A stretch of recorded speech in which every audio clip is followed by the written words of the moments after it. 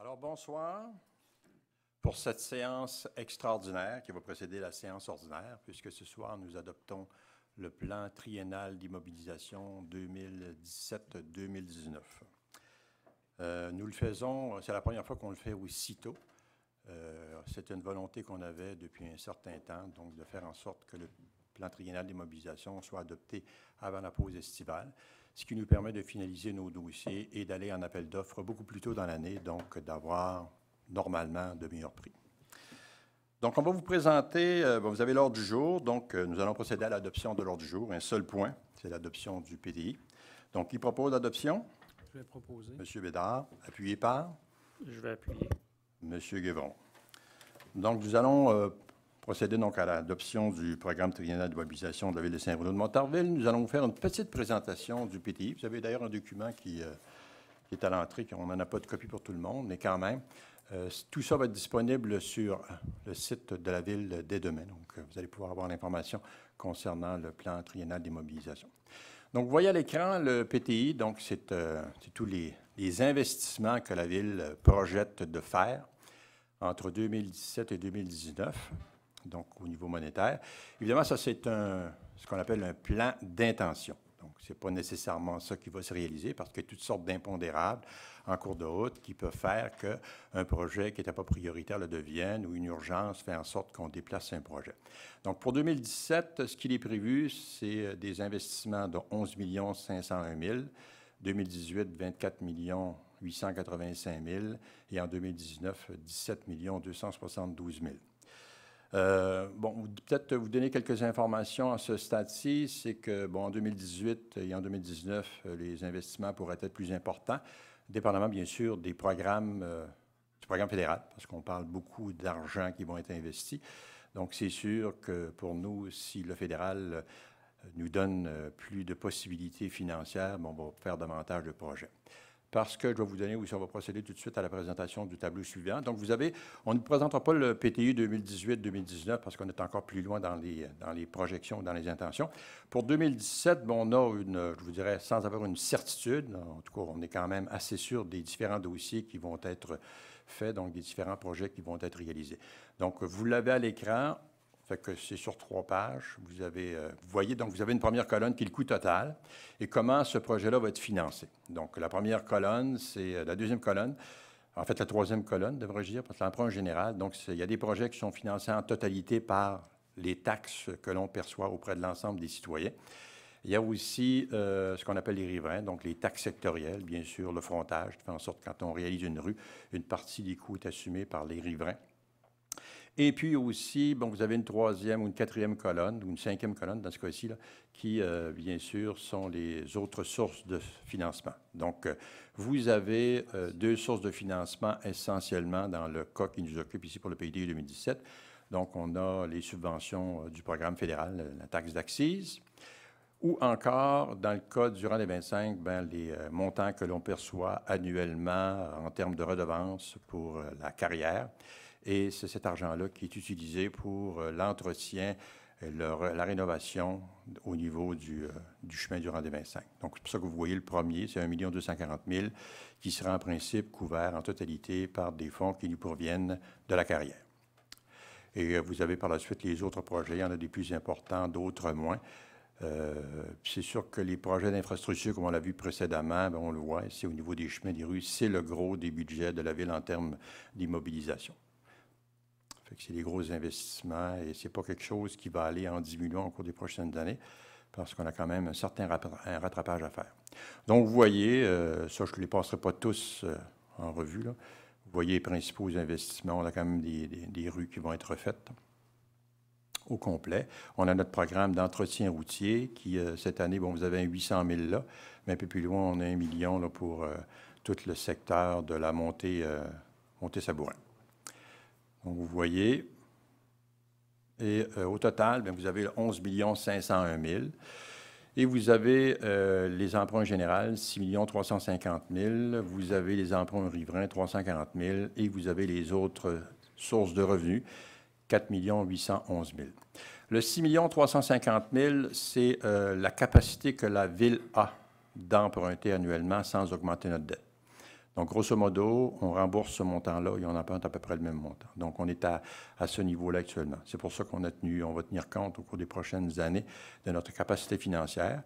Si on ne veut pas augmenter notre dette, si on ne veut pas alourdir notre dette, donc il faut en rester à peu près à ce niveau-là. Et c'est sûr que tout apport d'argent autre du fédéral, entre autres, nous permettrait d'augmenter nous-mêmes notre budget.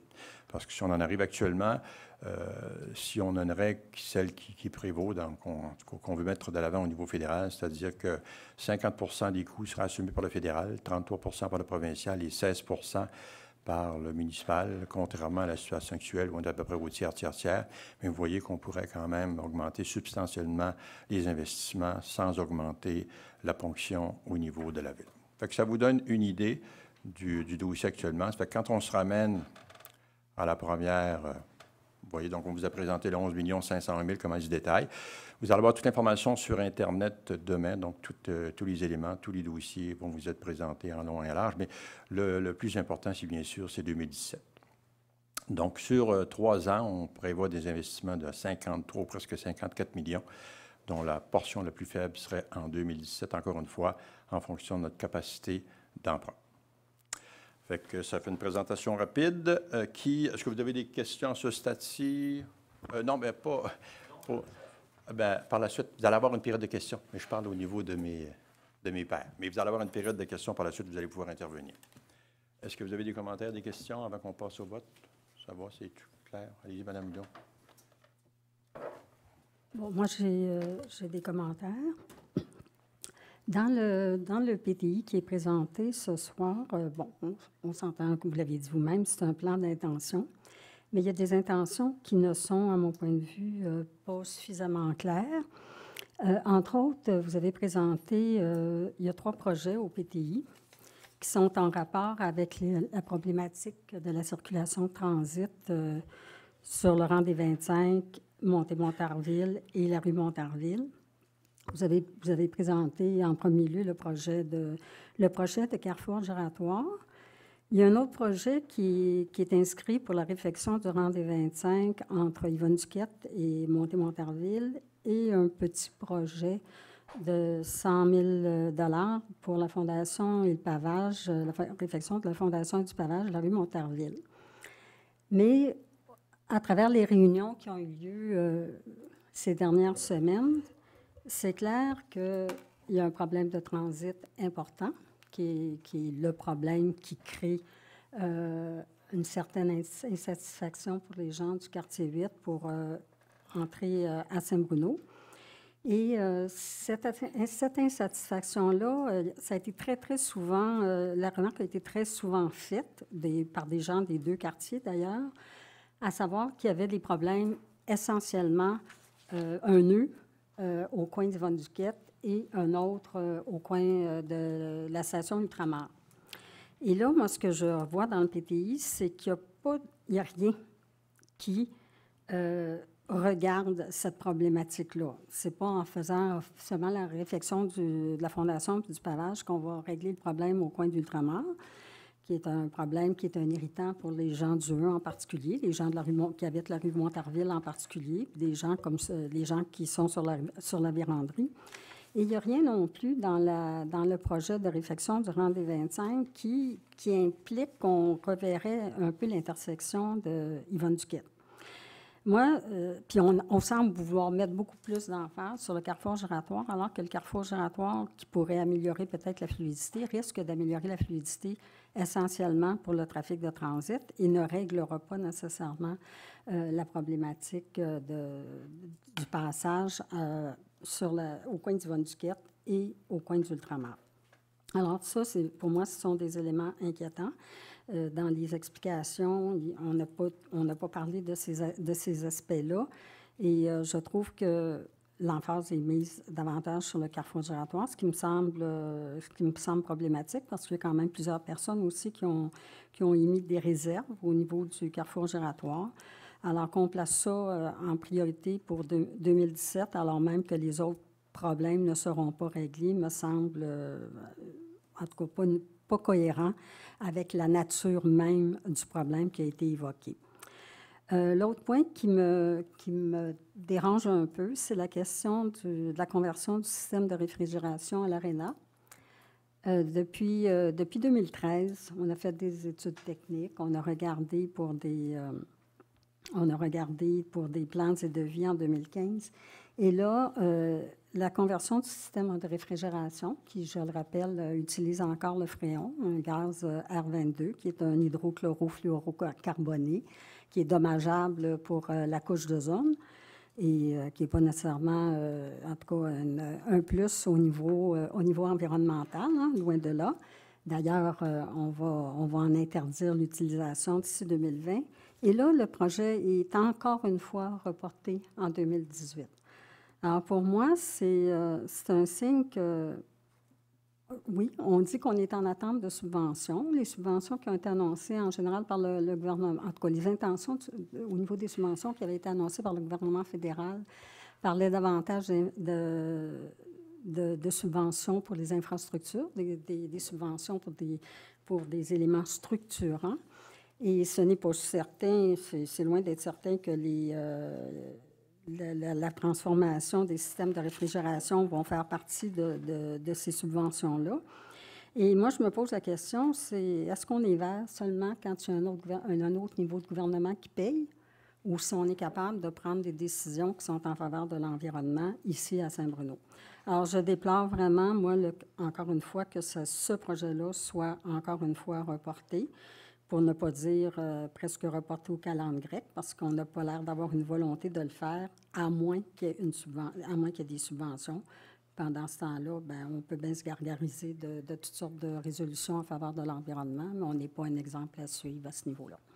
Alors voilà, c'était des deux premiers commentaires que j'avais à faire sur le PTI. Voilà. Donc, je peux y répondre. OK.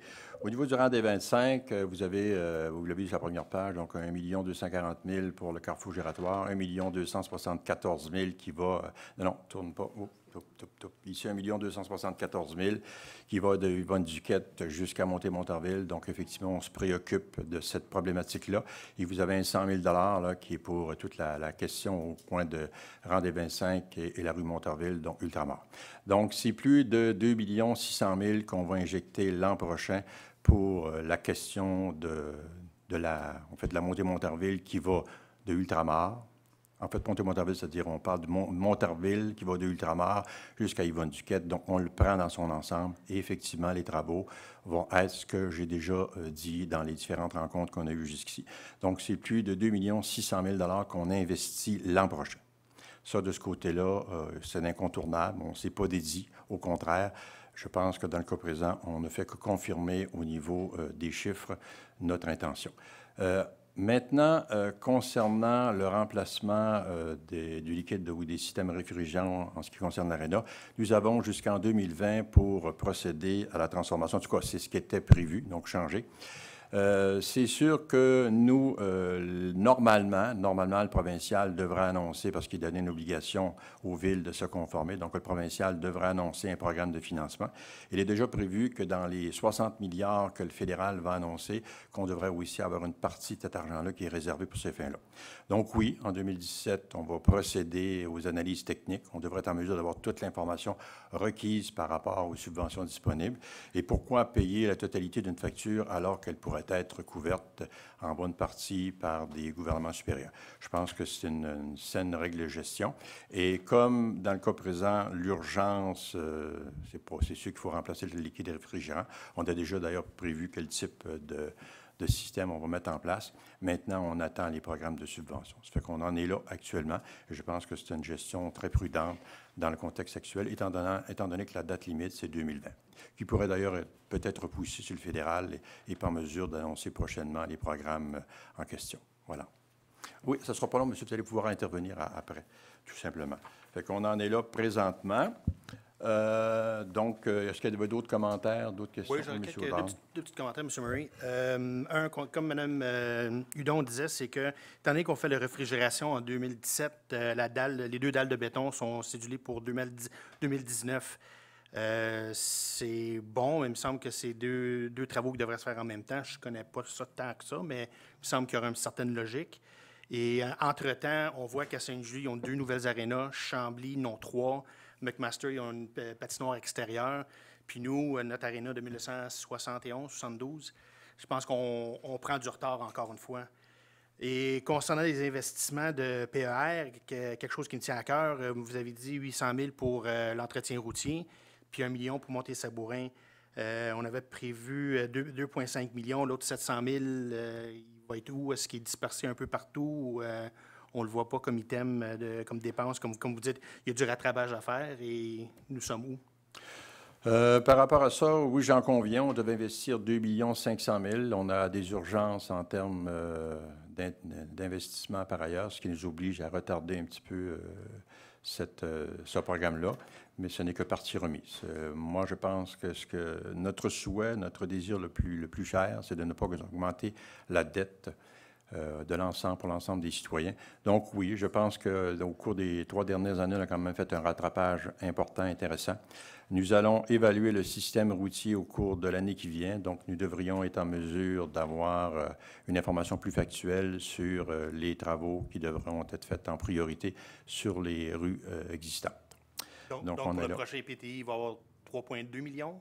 On ne vous donne pas de chiffres pour le moment. Là, nous, on y va selon notre capacité d'investir, et moi, j'y tiens beaucoup, c'est-à-dire qu'on a une capacité d'investir X. Merci. C'est sûr qu'au niveau fédéral puis le provincial, si le programme est plus généreux, ça va libérer une marge de manœuvre, puis on pourra à ce moment-là l'investir là où c'est le plus pertinent pour nous. Voilà. D'autres commentaires? Oui. Alors, je vous demanderai d'utiliser une acétate précédente. Ça va permettre à tout le monde de suivre. Voilà. Merci. Première remarque, je trouve ça étonnant qu'un PTI soit présenté 8 mois après le dernier. Habituellement, c'est annuellement. Et juste pour rappeler à tout le monde, PTI veut dire Programme triennal d'immobilisation, et une loi du gouvernement du Québec oblige toutes les villes à déposer un PTI, c'est-à-dire à déposer son programme d'immobilisation pour les 3 années à venir. Alors, normalement, c'est fait annuellement. Là, c'est fait après 8 mois seulement. J'ai fait un tableau comparatif que vous n'avez pas à l'écran, mais les chiffres qui sont là vont vous aider à suivre un peu.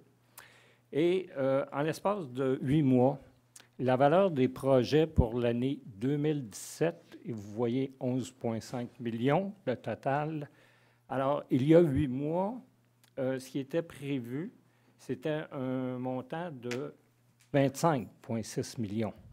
Alors, on ne prévoit même plus la moitié de ce qui avait été prévu il y a seulement 8 mois. Au niveau du nombre de projets que vous n'avez pas, vous aviez tantôt un certain descriptif, mais si on fait le décompte, dans le nombre de projets prévus il y a 8 mois, il y en avait 29. Ceux-ci, ils tombent à 18. C'est une réduction de 37 des projets, encore une fois, en l'espace de 8 mois.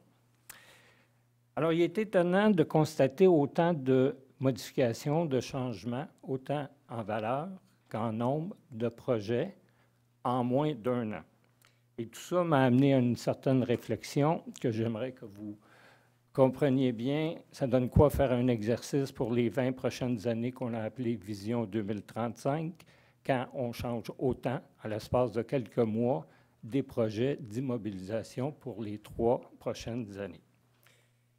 L'année 2017 est une année d'élection et je m'interroge, je dis bien je m'interroge, si le PTI 2018, 2019, 2020, les 3 prochaines années dans 1 an, si ça ne sera pas l'occasion justement de sortir de nouveaux projets et que cette année, on les retient. Au point de vue des emprunts, on avait prévu emprunter un montant nettement plus substantiel il y a 8 mois, et ce montant a été réduit de 6 à 6,4 millions versus 11,3 millions. Je vais conclure en rappelant qu'année après année, à chaque fois qu'on parle d'investissement dans nos infrastructures, À chaque année, nous rappelons que nous avons des besoins au niveau des services de la ville. Et ces services-là, c'est toujours les mêmes: complexe multifonctionnel, un aréna, une piscine et également un travail à être fait sur la centralisation de nos infrastructures municipales. Chaque fois qu'on le recommande d'année en année, c'est rejeté. Alors, si jamais en 2000... S'il vous plaît. Okay. En 2017, on va rappeler, si ces projets-là apparaissent, qu'on était ceux qui les mettions de l'avant depuis 2013. Merci. OK. Donc, répétez un peu. Vous savez que c'est un budget d'intention. C'est sûr que quand on regarde l'ensemble des projets que l'on anticipe faire, c'est sûr que les montants sont substantiels. On n'a pas la capacité de les réaliser chaque année. L'année passée, M. Bessner, je ne sais pas si vous vous en souvenez, quand on a adopté le PTI 2016-2018, vous nous reprochiez que le plus gros montant était en 2017, donc une année électorale. Donc, pour vous, c'était une façon de gonfler un peu nos dépenses pour bien faire paraître l'élection qui s'en venait. Non, 2018, vous voyez, on a reporté simplement des projets qui ne pouvaient pas, qui n'étaient pas réalisables en 2017. On vous avait entre autres un 5 millions de dollars qui est pour une intervention dans le parc, dans l'éco-parc. Donc, on parle de travaux majeurs. Mais ces travaux-là ne se réaliseront pas tant ou aussi longtemps que les entreprises ne s'implanteront pas. Donc, c'est sûr qu'à chaque année, il réapparaît. Il va réapparaître pendant un certain nombre d'années. Ce 5 millions-là est un 5 millions qui est au riverain. Donc, on ne parle pas d'une taxe à l'ensemble, mais vraiment d'un coût qui est assumé par ceux qui vont être dans l'éco-parc. Donc, il est évident qu'on ne peut pas construire une infrastructure de ce coût-là si on n'a pas les investissements requis ou les entreprises qui sont présentes. Donc, moi, je pense, quand vous parlez de 27 projets, 26 projets versus 40 projets de moins, on y va selon notre capacité de payer. Ça a toujours été notre lecture, notre vision. Nous espérons, en 2018, avec l'apport du fédéral, parce que oui, il y avait un 11,9 milliards cette année qui était soi-disant disponible, mais qui en fait était déjà dépensé avant même qu'on puisse y présenter des projets. Il y a encore un petit peu d'argent. On a présenté d'ailleurs un projet récemment. On espère qu'il va recevoir l'aval. Mais le gros des montants sont à venir. Donc, on parle de 60 milliards de dollars au cours des prochaines années. Et on espère que cet argent-là du fédéral va nous permettre d'en faire beaucoup plus l'an prochain et des années subséquentes que cette année. Mais notre approche est tout à fait réaliste. On essaie, nous, de faire ce qui doit être fait en priorité. Et bien sûr, nos experts à l'interne nous ont donné toute l'information. Vous savez, la semaine passée, on a quand même une rencontre, une présentation du PTI. Aucune question a été soulevée à ce moment-là. Et ce soir, on nous soulève les questions que vous avez présentement. Je trouve ça un petit peu dommage. Je pense qu'on pourrait, plutôt que d'éviter des discussions qui, finalement, pour moi, ne permettent pas d'avancer dans ces dossiers-là, je trouve que ce serait pertinent qu'on les pose puis qu'on puisse ensemble trouver des réponses. Si le projet ne satisfaisait pas quelques personnes à l'intérieur du Conseil, il aurait fallu le faire savoir. Nous, ce qu'on a reçu comme message lundi soir dernier, c'est que ça semblait rencontrer l'assentiment de tous les membres du Conseil. Parfait, ça c'est correct, je comprends ça. Mais ce qu'on vous présente aujourd'hui, c'est vraiment réaliste. Donc, le 11,5 millions va être réalisé, on présume, en bonne partie, si tant est bien sûr qu'il n'y a pas d'urgence. Et on s'est donné, puis je le répète, c'est-à-dire que l'année passée, on a avalisé le PTI un peu plus tôt. L'objectif, c'était de le faire au mois d'août. On n'a pas réussi à le faire pour toutes sortes de raisons. Cette année, on a décidé de le sortir beaucoup plus tôt et c'est comme ça qu'on va procéder à l'avenir. On va sortir notre PTI vraiment en milieu d'année, ce qui nous permet d'aller beaucoup plus tôt sur le marché et d'arriver avec des prix beaucoup plus intéressants parce que quand on va faire notre demande, parce que quand on adopte le projet, le PTI à la fin décembre, bien évidemment, nos demandes sortent probablement quelque part au mois de mars et même parfois au mois d'avril. Donc, on se ramasse dans une situation où les entreprises ont déjà beaucoup de projets et il y a une surenchère, donc ça nous coûte beaucoup plus cher. Et on l'a vérifié. Donc, pour nous, en sortant plus tôt, ça nous permet des économies et pour nous, c'est la façon, la voie à suivre. Et on n'est pas, parce qu'on pouvait le faire, sauf que jusqu'ici, on ne l'avait pas fait, mais là, on peut le faire parce qu'on a vraiment toutes les informations requises pour prendre des décisions par rapport aux projets qui doivent être mis en priorité. Donc, on adopte le PTI actuel 8 mois après le PTI précédent. C'était voulu, parce que le PTI précédent, on l'avait adopté 10 mois après le PTI 2015 Et là, celui de 2016, on l'a adopté au mois de novembre. Et là, on adopte au mois de juin. Et maintenant, la règle, ça va être de l'adopter fin juin, début juillet, comme on vient de le faire. Donc, ça nous permet, comme les grandes villes le font, de toute façon, les PTI sortent beaucoup plus tôt dans les grandes villes. Nous, c'est une façon de faire on trouvait que ce n'était pas nécessairement la bonne façon de faire, donc on procède de cette façon. Donc, ceci étant dit, je ne m'attendrai pas plus longtemps. Oui, M. Quelques clarifications sur les points qui ont été amenés. Premièrement, au niveau de l'ARENA, il y a eu une étude en 2012 qui, je suis persuadé que l'opposition a eu à ce moment-là, qui identifiait les besoins en services de loisirs et de sport. Et cette étude-là, effectuée par la Ville, mentionnait qu'il n'y avait pas de besoin en termes de patinoire additionnelle du fait qu'il y avait des heures qui étaient desservies ailleurs qu'à Saint-Bruno. Cela dit, depuis ce temps-là, j'ai aussi rencontré le président du hockey mineur de Saint-Bruno à chaque année, à chaque fois qu'il y a le tournoi Pee-Wee ici à Saint-Bruno. Puis, encore une fois, cette année, il a reconfirmé qu'il n'y a pas de besoin d'une autre patinoire à plusieurs millions de dollars à faire ici à Saint-Bruno, surtout du fait qu'à Sainte-Julie, ils viennent d'ouvrir une troisième glace. Et là, ils ont des heures privilégiées là-bas, ils étant l'association du hockey mineur de Saint-Bruno. Alors, financièrement, ça fait du sens pour tous qu'on se partage ces services-là à un moment donné si le besoin n'est pas criant.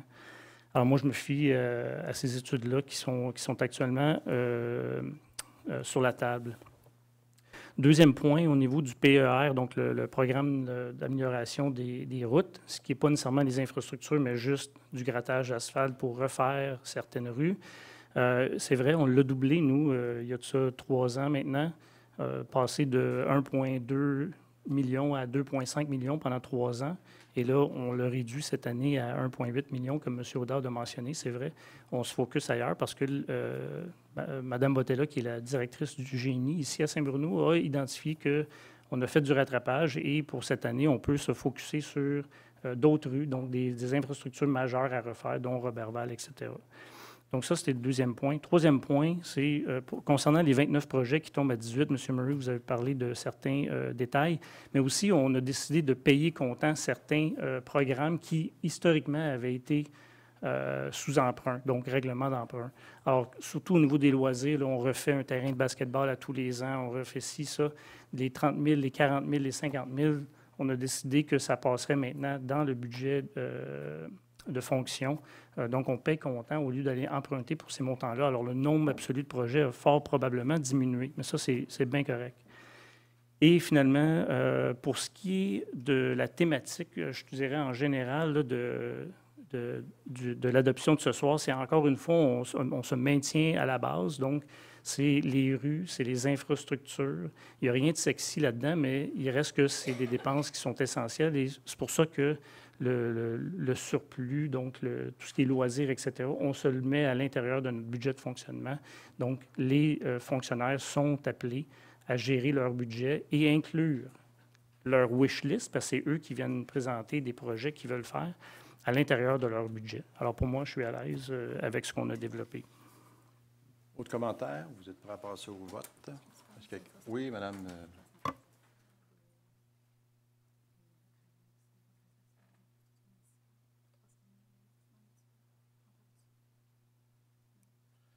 Veux-tu en parler? Je pense que ça va prendre un proposeur puis un appuyeur. OK, donc on va passer. Est-ce qu'il y a quelqu'un qui demande le vote? On n'a pas proposé ni appuyé encore. OK. Donc, qui propose? Je vais proposer. Appuyé par? Je vais appuyer. Mme Archambault. Ça va? Demandez le vote? Oui. OK, on va procéder au Je vais vote. voter pour. Pour. Je vais voter pour. Contre. Contre? Contre. Donc, adopté sur division 4 contre 3. Donc, on en est rendu à la période de questions. Il y avait 2 personnes qui s'étaient manifestées. Il y avait vous, puis il y avait Monsieur Dufault. C'est bien ça, là? C'est bien votre nom, là? Je ne vais pas écorcher, ça m'en vient bon. Bonjour. Bonjour. Serge Lessard de la rue Gaboury. Ma Juste question pour est simple. votre nom, pour... Serge Lessard de la rue Gaboury. Parfait. Ma question est très simple. Votre carrefour giratoire que vous annoncez à 1 240 000, est-ce qu'il a 1 ou 2 voies? 2 voix. Merci beaucoup.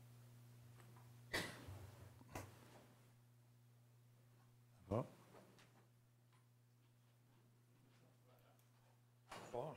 Bonsoir. Pierre Dufault de la rue Joliette. Je n'ai pas vraiment une question, c'est un commentaire. Si je me fie à ma vie antérieure technique, Du côté du Fréon, il y a une date limite que les compagnies ne peuvent plus fabriquer maintenant. Et si vous attendez trop longtemps, ça va coûter très cher à le remplacer s'il y a une fuite.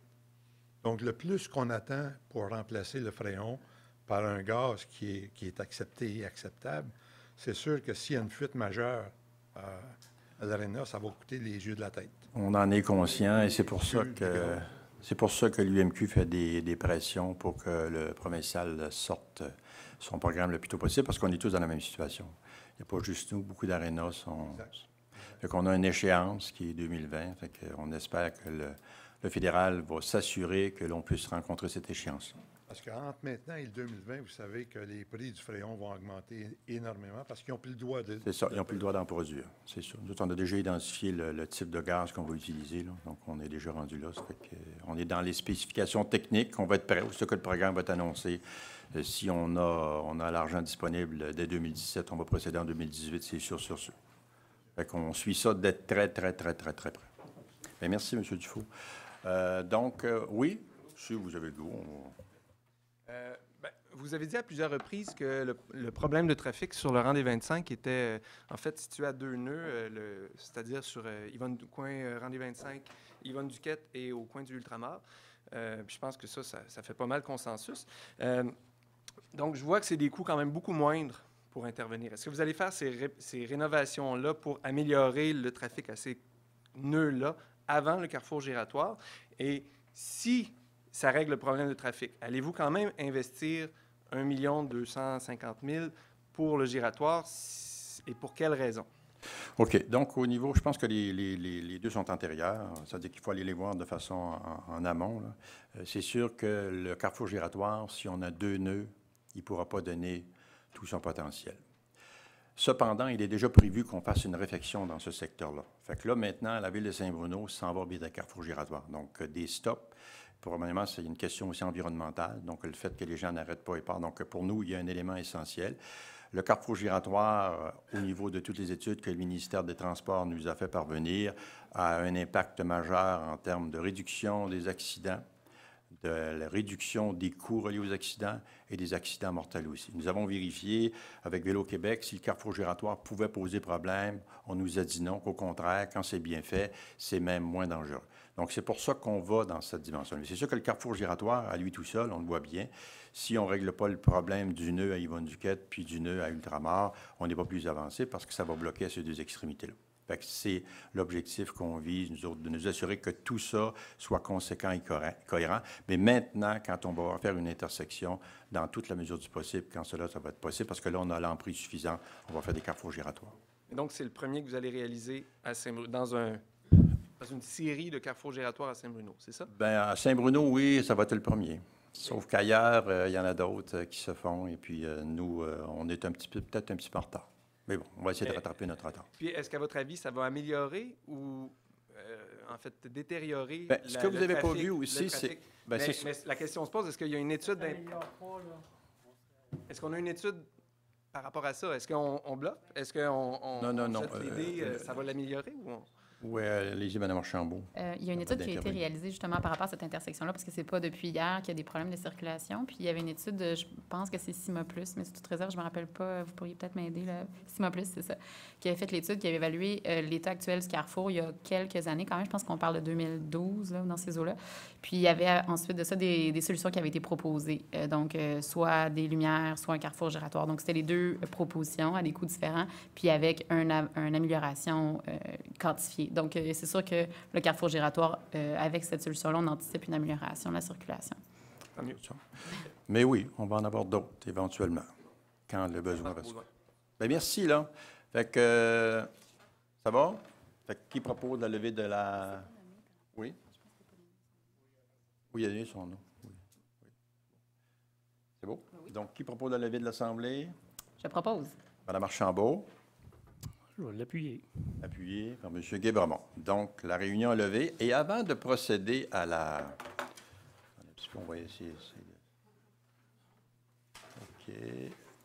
On a un petit vidéo. On va embarquer dans la séance dite ordinaire. On a un petit vidéo à vous présenter qui ne sera pas filmé, celui-là. Donc, avant de passer à la séance ordinaire, On a un petit vidéo d'une dizaine de minutes à vous présenter,